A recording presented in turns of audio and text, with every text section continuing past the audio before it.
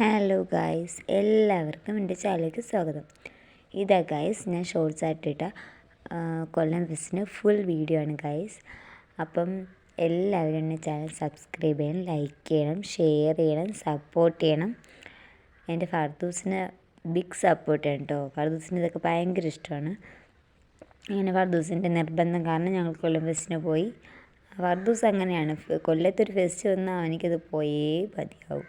അങ്ങനെ അപ്പോൾ അതിന് പോയി. അപ്പോൾ ഫർദൂസിന് അത്ര പേടിയൊന്നുമില്ല. റോബോട്ടിനെ കണ്ടെന്ന് പറഞ്ഞ് പേടിയൊന്നുമില്ല. പിന്നെ അതിങ്ങനെ ചാടിയൊക്കെ പുറത്തോട്ട് വന്നപ്പോഴത്തേക്ക് ഫർദൂസിന് പേടി തുടങ്ങി.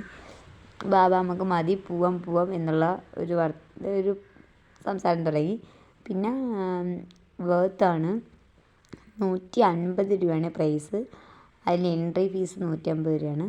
അപ്പോൾ ഈ 150-ന് വേർത്താണെന്ന് വെച്ചാൽ വേർത്താണ്. കാരണം വെച്ചാൽ റോബോട്ട് ഉണ്ടായിരുന്നു.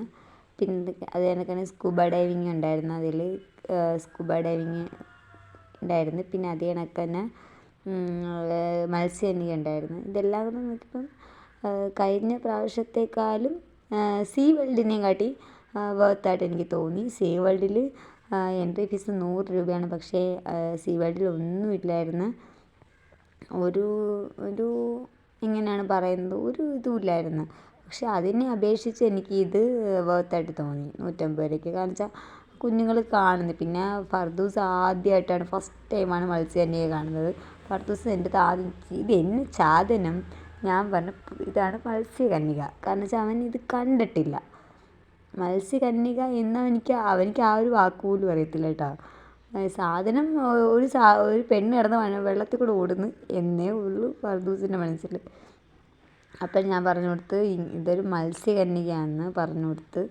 പിന്നെ അതിനെക്കുറിച്ച് വിവരിക്കാതിരിക്കണം, ഞാൻ പിന്നെ വിവരിക്കാൻ പോയില്ല.